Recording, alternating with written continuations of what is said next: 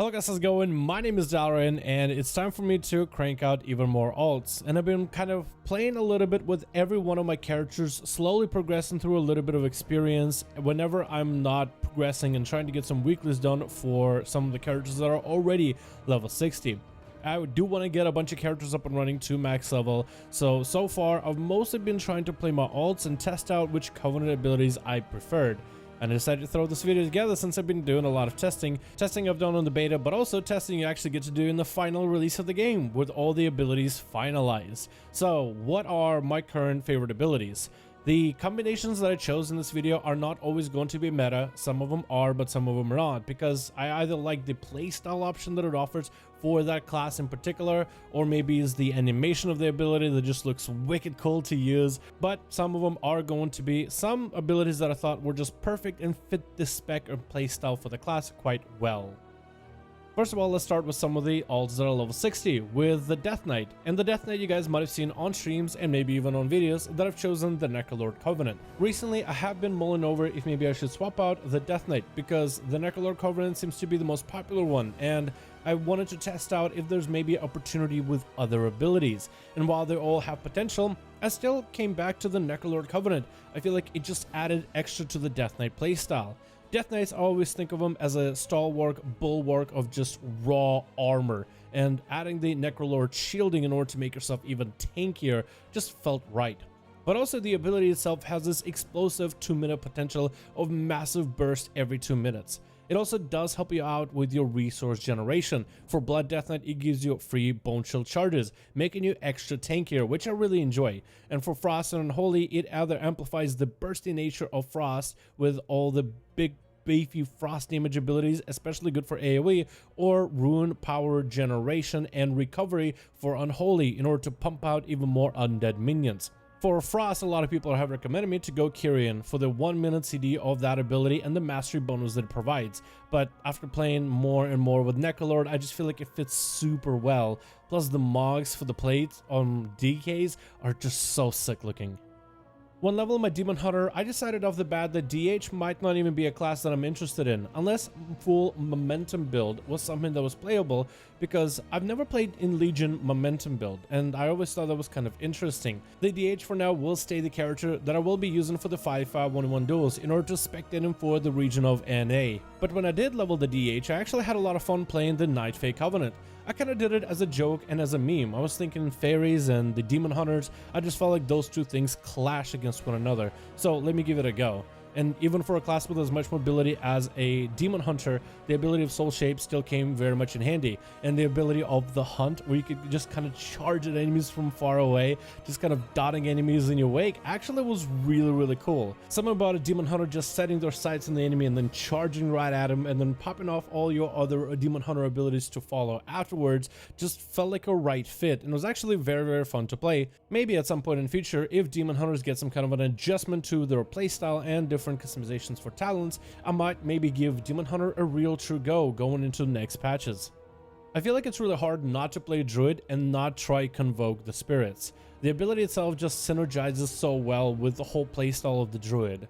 But what is my favorite thing about Convoke is the hybridness potential. Of course, as a Feral Druid or as a Boomkin, using Convoke and dropping a bunch of meaty bites into the enemy or even full moons back to back can be insanely fun with just the raw numbers. But where I like Convoke is the ability to be a full-blown hybrid. For Restoration Druids to be able to go into Boomy Affinity, into Boomkin form, and be able to push out same amount of burst damage as a Boomkin can, I think it's actually kind of awesome. Or imagine being a Guardian Druid inside of a raid fight that has a very high DPS encounter to get through a boss's shield or something, and everybody in the group has to DPS burst the boss down. So if you're not the tank tanking the boss at the time, popping in the cat form with Heart of the Wild and going for a big old Convoke setup with all your agility gear, I would imagine would be actually quite awesome to do. Convoke as an ability is a very short ability too, only 2 minutes, and it gives you the potential to either do some damage with whatever form you're in, or shift out of that form and really take on a role of a hybrid for a short moment. The abilities are kind of randomized, but playing an Outlaw Rogue, I feel like I'm kind of set up for a little bit of RNG, so I find myself kind of naturally drawn to Convoke as a Druid. When it comes to Hunter, I found the Maldraxxus Necrolord Covenant the best for it, mostly because I'm a huge fan of mobility, and I'm not really sure if I'm going to end up playing Marksman much because I kind of don't like the idea of just standing still and firing arrows at the enemies because of the aim shot and just how much standing still and just planting your feet you have to. And Beast Mastery, you always had the mobility, but that's never really been my playstyle. The playstyle I really enjoyed is the Survival Hunter, and as much as a melee that one is, there's still a lot of mobility that it can provide, with just so many dots and grenades you can throw out. And I felt that another mobility ability, or the one you can just use instant cast without really having to worry much about it, just felt right for the class. Being able to throw down the Death Chakram and just kind of let it just hit whatever enemies that I kind of set it on, it's just, I feel like, fit this playstyle very well. Maximizing mobility while also maximizing damage, and the ability being all instant cast and really easy to use, I felt like just kind of blended well into that playstyle. While most mages found themselves drawn to the Nightfey Covenant because of his good damage and cooldown reduction, but also the Soulbind is also really good for mages, I found myself playing a lot with the Kyrian instead. I like the Kyrian for a variety of reasons, but mostly the little wombo combo minigame you get to play every time you use the ability, trying to make sure your final fourth ability in the row is going to be the strongest. Being able to line up a meteor at the end of the Kyrian ability, or maybe a massive shatter spree, or potentially a massive arcane barrage, which is what I've really been enjoying, has been quite fun. The ability has a very short cooldown, so it's actually something you will get to use regularly in your rotation. At 30 seconds, it is, I feel like, much better and more usable than some of the other ones, because it's actually part of my rotation in a way. And the little mini game you do where your fourth spell after using this ability will hit the hardest, it's actually quite fun trying to line up a meteor at the very end of that wombo combo as a fire mage, or a massive shatter ability with maybe a big glacial spike at the end, or a massive arcane barrage as arcane. It's really cool and it feels involved. You're actually really watching out for your abilities in the rotation instead of your cooldowns all the time. So I really like the ability because of the break that it does in my rotation.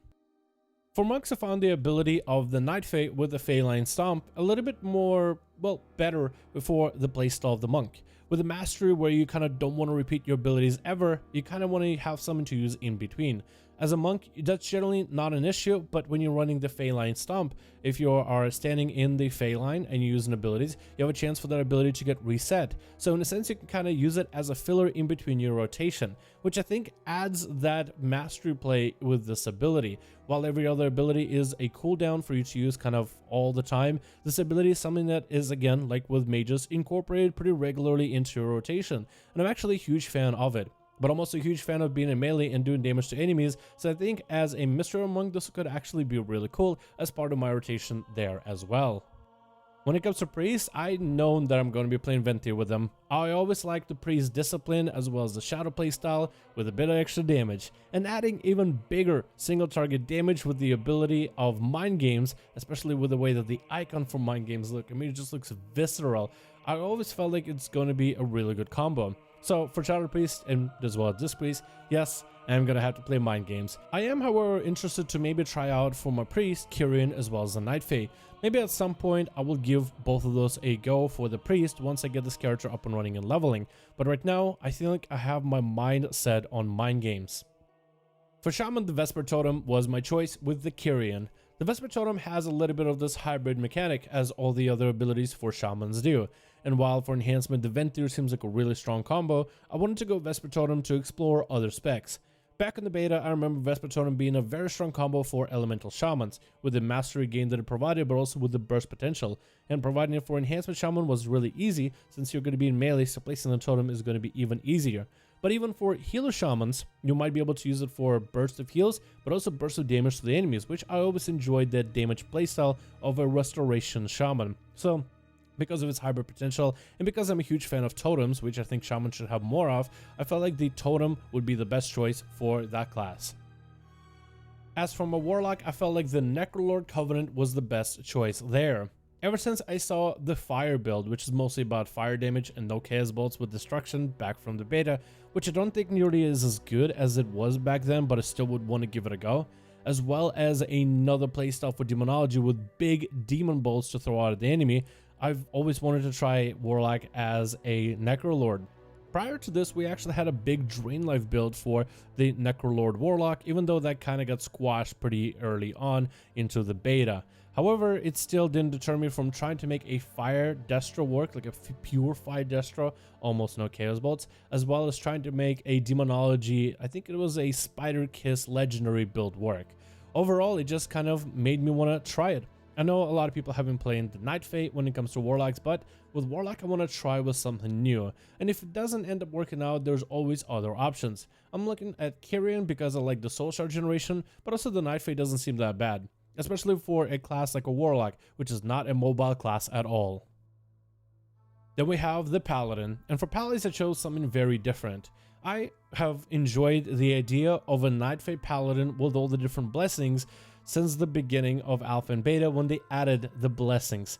The blessings were really cool. You have the blessing of summer, blessing of fall, blessing of winter, and blessing of spring, which are very similar to like the blessings of kings or blessings of might the Paladins used to have back in the day. But instead of those kind of blessings, you have blessings that empower enemies with extra holy damage, or give them massive cooldown reduction, or make it so that an ally can get healed for more, or does more healing themselves, or a simple debuff where you kind of debuff the enemy so they swing slower and cast slower, which I think does stack together with Curse of Weakness or Curse of Tongues, which could be really strong.